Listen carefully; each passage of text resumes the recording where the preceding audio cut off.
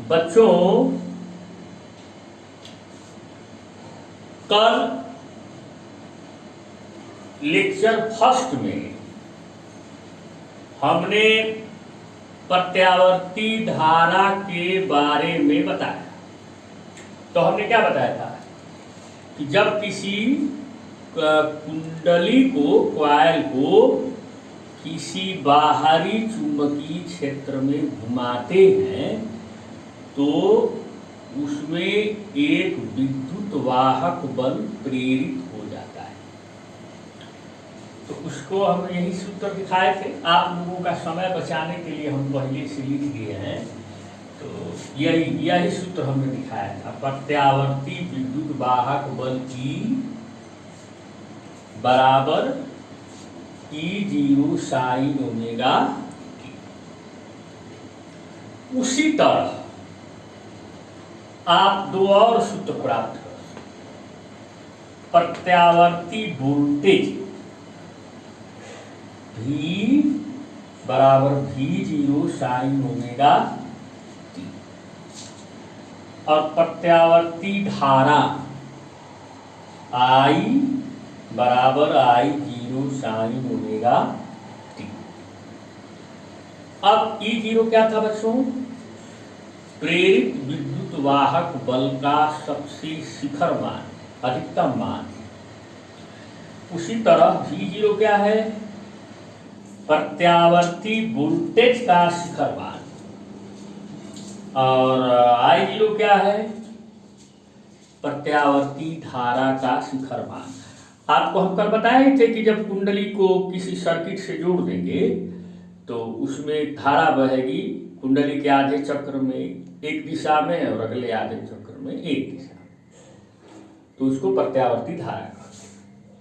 तो ये मान लो ये समीकरण नंबर 1 हो गया और ये समीकरण नंबर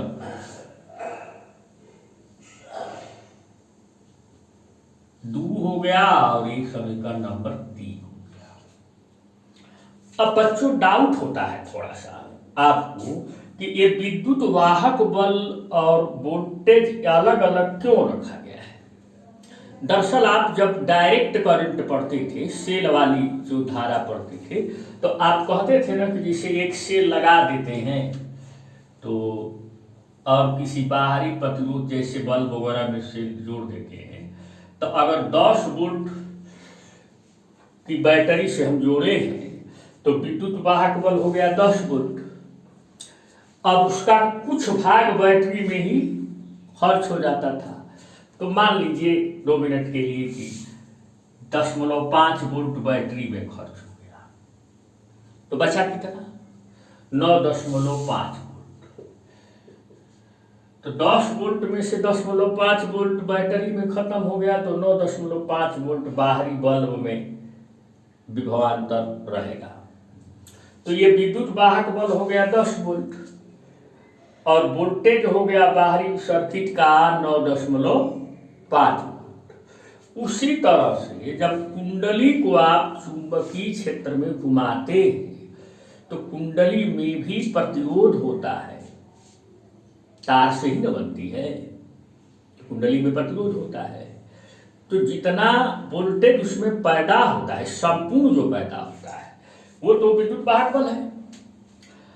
उसी का कुछ भाग उस कुंडली में ही हीट के रूप में, ऊष्मा के रूप में या अन्य तरीके से क्षय हो जाता है। तो जो बचता है बाहरी परिपथ के लिए, बल्ब जलाने के लिए या कोई और काम करने के लिए, तो वो है वोल्टेज। तो अंतर समझ में आ गया? कोई दिक्कत तो इसमें है नहीं। अब इनमें से किसी एक की परिभाषा देनी, हालांकि परिभाषाएं बहुत कम पूछी जा रही हैं, लेकिन फिर भी जानने के लिए हमने तीनों की परिभाषा एक ही में लिख दिया है। ऐसे विद्युत वाहक बल,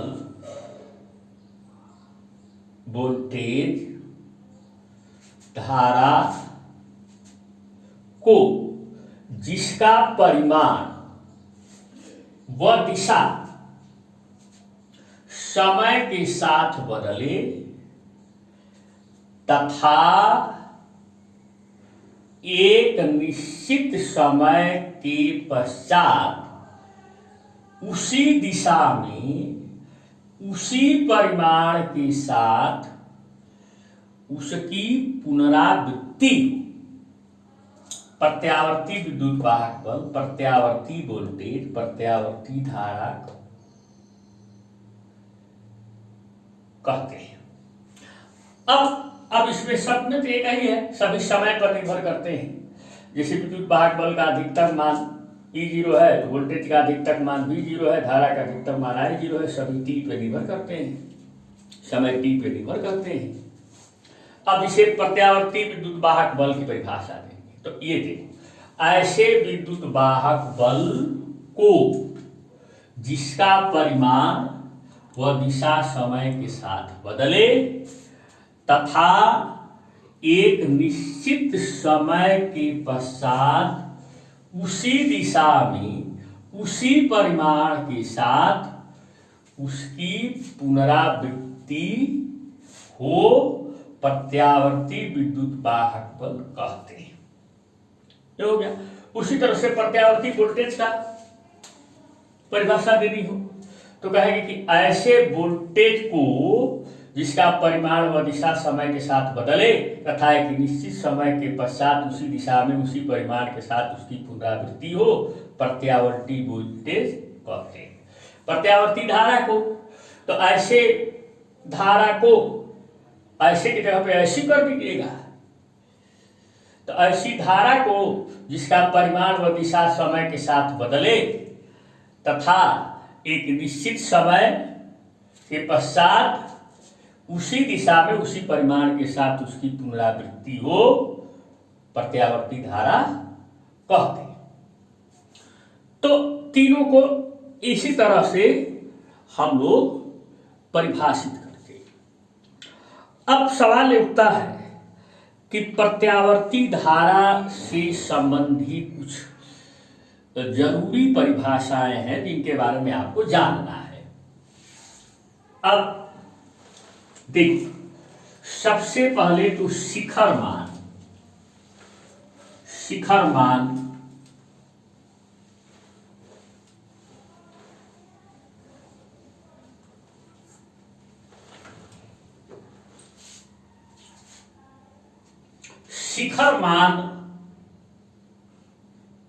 या आयाम,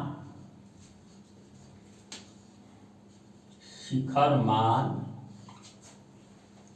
या आयाम, पीक वैल्यू आर एम्पलीट्यूड। तो कहेंगे वोल्टेज या धारा के अधिकतम मान प्रत्यावर्ती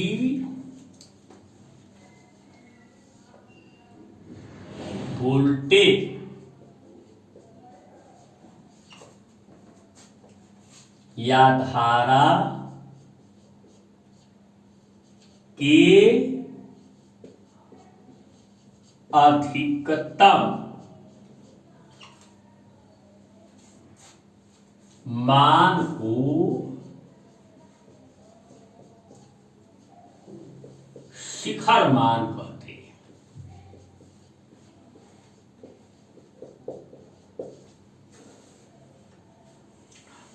अब प्रत्यावर्ती I बराबर I0 साइन ओमेगा टी से प्रत्यावर्ती धारा का शिखर मान क्या होगा बच्चों?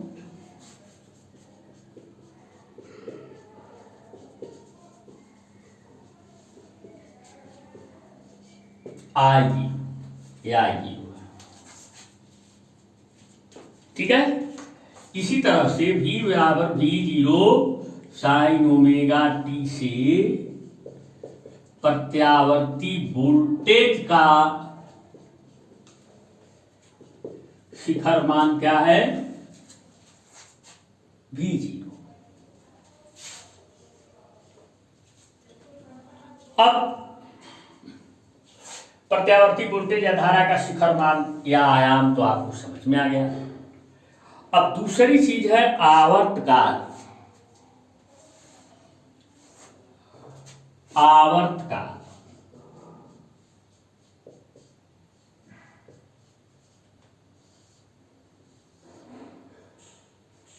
Periodic time. एक साइकिल पूरा करने में लिया गया समय। एक साइकिल, इस एक चक्र कुंडली घूमती है तो उसको चक्र कहते हैं या साइकिल कहते हैं। एक साइकिल या चक्र पूरा करने में लिया गया समय। अब कैसे निकालेंगे? तो आवर्तकाल T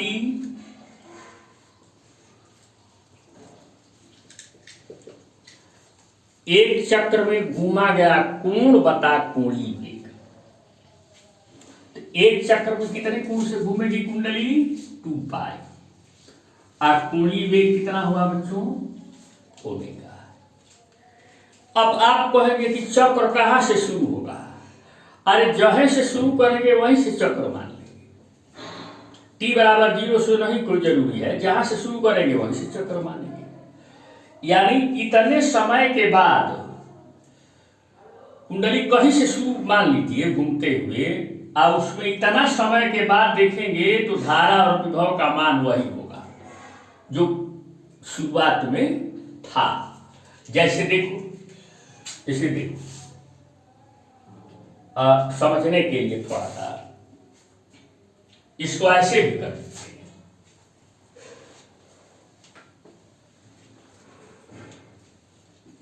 बच्चे चाहेंगे तो रोक कर लिख सकते हैं कि नहीं लिख सकते हैं? रोक के लिख सकते हैं, कोई बात नहीं। इसे देखो, ये एक साइकिल या एक चक्र पूरा करने में लिया गया समय हम निकाले हैं T बराबर 2 पाई बाई ओमेगा। एक चक्र में घूमा गया कोण बटे कोणीय वेग। इस समय बराबर 2/4 करते हैं। 2 की जगह पे कोणीय विस्थापन है, आगे की जगह पे कोणीय वेग है। अब जैसे मान लो I बराबर I0 की टिप्पणी हम दे रहे हैं, रिमार्क एक छोटा सा है।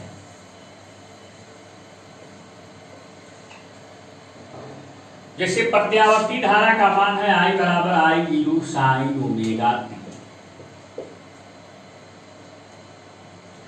t कोई समय है जब से हम, जैसे कुंडली के घूमने में घूमते समय कोई समय T है मान। अब ये देखना है उस समय तात्क्षणिक उस क्षण पर धारा आई है। जब समय T है उसी क्षण पर धारा कितनी है? प्रत्यावर्ती धारा कितनी है? I। अब मान लो कि उस क्षण से 2 पाई बाई ओमेगा समय के बाद धारा उत्तरा, तो T के स्थान पर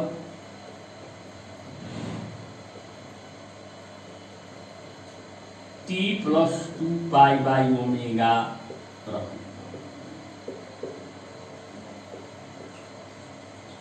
माने जहां से चक्र आप घूमता हुआ मान लेंगे, वहां से 2 पाई बाई ओमेगा समय पश्चात अगर फिर उतनी ही धारा मिले, इसका मतलब कि एक चक्र पूरा करने में यही समय लगा। तो अब देखो, रखो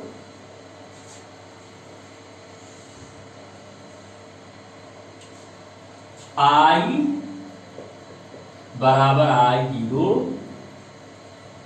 साइन ओमेगा T की जगह पे पुराना वाला समय में 2 पाई बाई ओमेगा समय और जोड़ दो, T plus 2 pi by omega. ये कोणांक है साइन का। अब I0 रहेगा, ये ओमेगा अंदर जाएगा, साइन ओमेगा टी, और ओमेगा जब इसके पास जाएगा प्लस ओमेगा गुणे 2 ओमेगा, तो ओमेगा से ओमेगा कट जाएगा। तो I बराबर कितना हुआ, I0 साइन, एक काम करो, 2 पाई को पहले लिख दो और ओमेगा टी को बाद, तो ये 2 पाई में है, 2 पाई यहाँ रख दो आप, प्लस ओमेगा। तो क्या हुआ बच्चों, sine 2 pi plus theta, sine theta. तो अब इस तरह से I बराबर I0 sine 2 pi plus omega t बराबर हो, इतना मतलब, इसका मतलब कि जो धारा स्मॉल टी समय पर थी वही धारा उसी दिशा में small T plus 2 omega 2 pi plus omega समय के बाद ठीक होगी, माने इतने समय के बाद पुनः पुनरावृत्ति हो रही है, एक चक्र पूरा हो जाता है। अब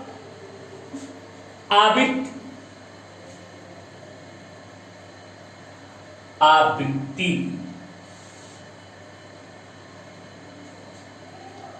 ये भी एक परिभाषा है। आवृत्ति, फ्रीक्वेंसी, प्रति सेकेंड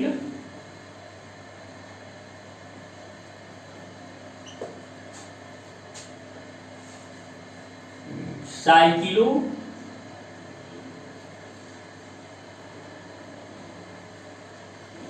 चक्रों की संख्या, इसको आवृत्ति। तो आवृत्ति बराबर क्या होता है, 1/आवर्त का। तो आवृत्ति को यहाँ, आवृत्ति को स्मॉल एफ से दर्शाते हैं, आवृत्ति स्मॉल एफ बराबर 1/, तो टी का मान 2 पाई बाई ओमेगा था, तो उसको पलट देंगे तो ओमेगा बटा 2। इसका मात्रक प्रति सेकेंड, रेडियन पर सेकेंड कही तो रेडियन तो बोलते हैं नहीं, साइकिल पर सेकेंड भी कह सकते हैं, या हर्ट्ज, साइकिल पर सेकेंड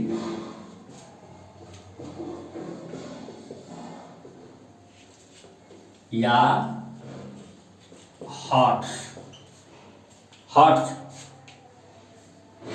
वैसे तो इसका मात्रा खाली पर सेकेंड होगा, 1/सेकेंड पर सेकेंड। साइकिल पर सेकेंड लिखते हैं, इससे फायदा होगा कि थोड़ा और स्पष्ट हो जाए। अब तात्क्षणिक था, तात्क्षणिक मान,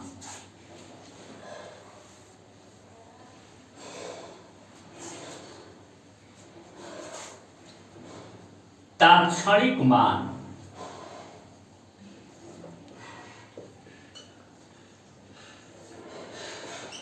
इंस्टेंटेनियस, चूंकि धारा और वोल्टेज इन दोनों के मान समय के साथ क्षण प्रति क्षण बदलते, तो ये प्रत्यावर्ती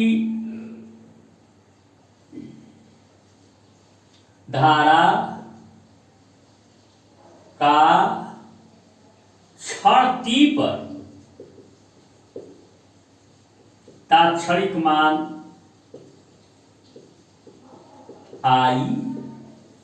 I0 साइन ओमेगा, एक t समय, एक समय का एक निश्चित मान है रखोगे तो उस क्षण पर आपको धारा का मान मिल जाएगा।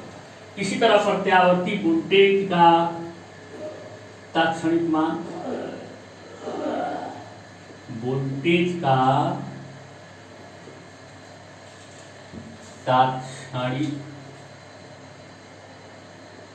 मान V बराबर V साइन ओमेगा t। क्षण t पर वोल्टेज का तात्क्षणिक मान।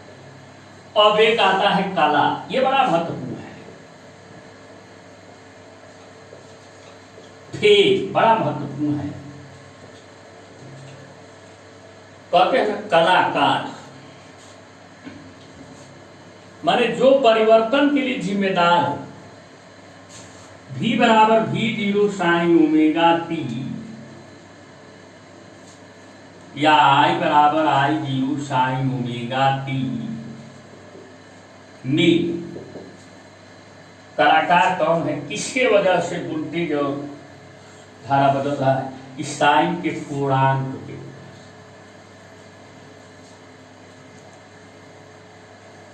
तो जो साइन का पूर्णांक है इसको हम कला कहते हैं। साइन के पूर्णांक को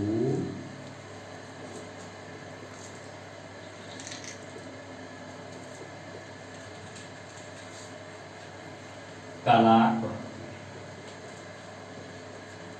इसका क्या उपयोग है कला का, अब आगे हम बताएंगे आपको। अब बच्चों एक ये तो खैर अभी हमने प्रत्यावर्ती धारा से संबंधित कुछ परिभाषाओं को आपको बताया। अब कभी कभी समाकलन की प्रक्रिया लंबी है होने के कारण जो है थोड़ा सा थियोरिटिकल पार्ट पढ़ते समय कोशिश करते हैं कि कम से कम समाकलन करना। तो कुछ चीजें हमें आनी चाहिए, तो वो हम बता रहे हैं आपको। अभी आगे इससे इसकी जरूरत पड़ेगी, तो इसको जान।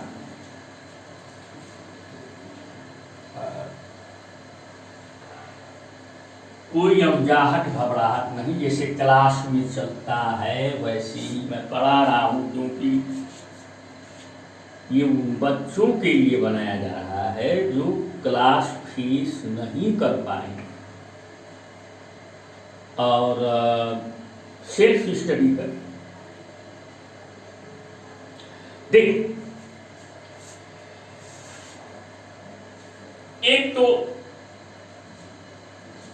तथ्य हम यहां लिख रहे हैं, थोड़ा ध्यान देना। फैक्ट्स,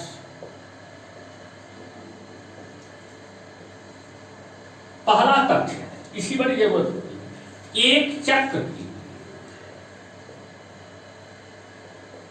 साइकिल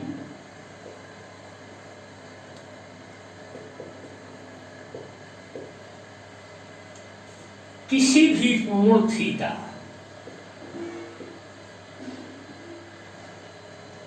या ऐसे कहिए चर राशि है थीटा, साइन थीटा या कास थीटा का औसत मान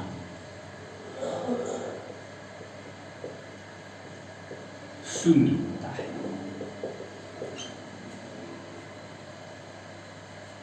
अर्थात साइन थीटा बार, बार माने औसत जीरो, एक चक्र के लिए कास थीटा का एक चक्र का औसत जीरो। अब आप कहोगे कि कैसे होगा, तो देख, अभी देख, यहां साइन एक परिक्रमी रेखा घूम रही है, तो साइन 0 बराबर 0, साइन 90 बराबर, यहाँ परिक्रमी रेखा 90 अंश घूम गई तो 90 बराबर हो गया 1। फिर और घूम गई, यहाँ आ गई साइन 180 बराबर 0। फिर और घूम गई साइन 270 बराबर 1। इसी तरह फिर साइन 360 होगी। तो एक चक्र आप परिक्रमी रेखा को घुमाएंगे तो ऐसे बार बार चक्र में एक बार इस साइड में परिक्रमी रेखा आएगी, एक बार इस साइड में, तो जितना यहाँ धन मिलेगा उतना यहाँ मिलेगा।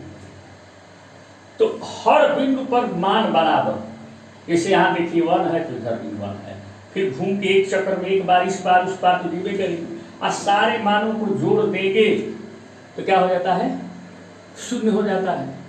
तो साइन थीटा के एक चक्र के सभी कोणों का अगर मानों का योग कर दिया जाए तो शून्य हो जाता है। अब वैसे भी अगर तुम्हें थोड़ा सा जो इंटीग्रेशन जानती है, integral sine theta D theta निकालो, थीटा बराबर 0 से 2 पाई,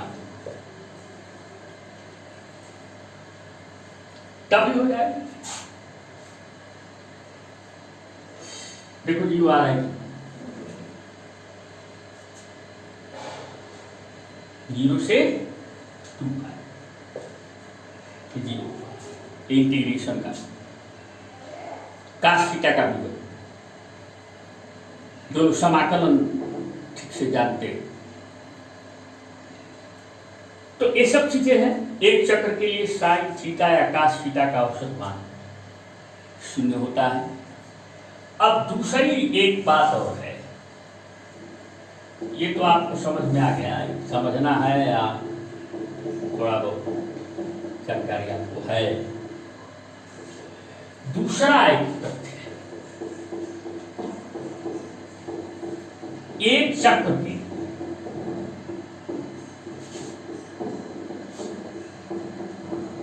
साइन स्क्वायर थीटा या कास स्क्वायर थीटा का औसत मान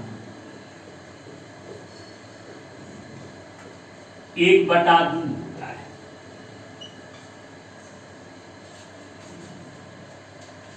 तो इंटीग्रेशन की लंबी प्रक्रिया से बचने के लिए कभी कभी इनका हम प्रयोग कर देते हैं, साइन स्क्वायर थीटा का। कैसे देखो,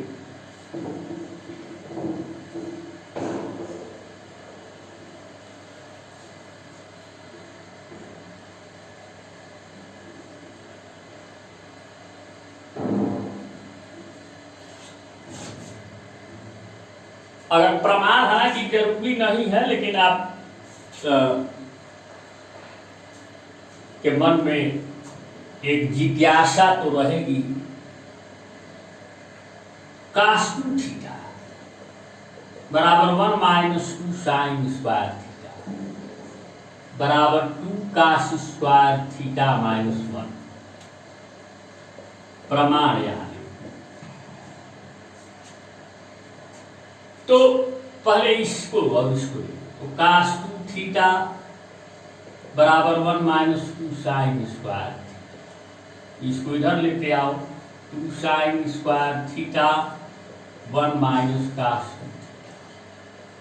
2 साइन स्क्वायर थीटा है 2 1/2, इसका भी 2 जाएगा, तो 1/2 माइनस कास 2 थीटा बटा।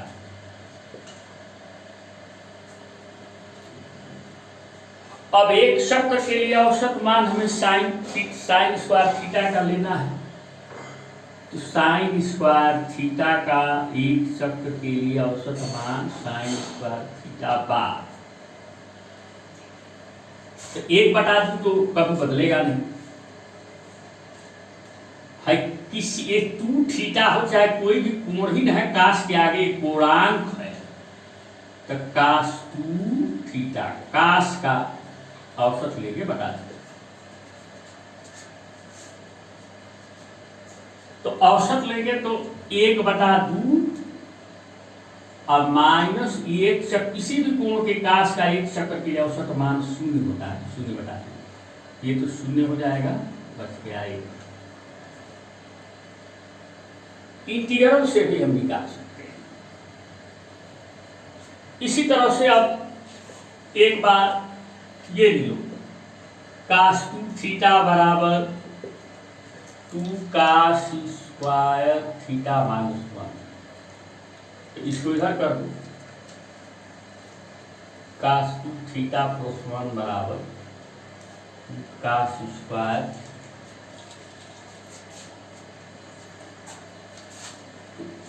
अब 2 को नीचे ले आ दो,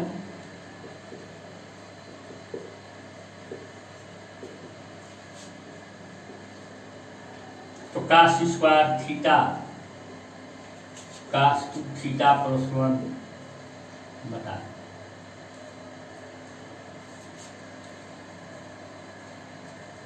अलग अलग कर दो, तो काश थीटा बता दूं आप प्लस 1 बता।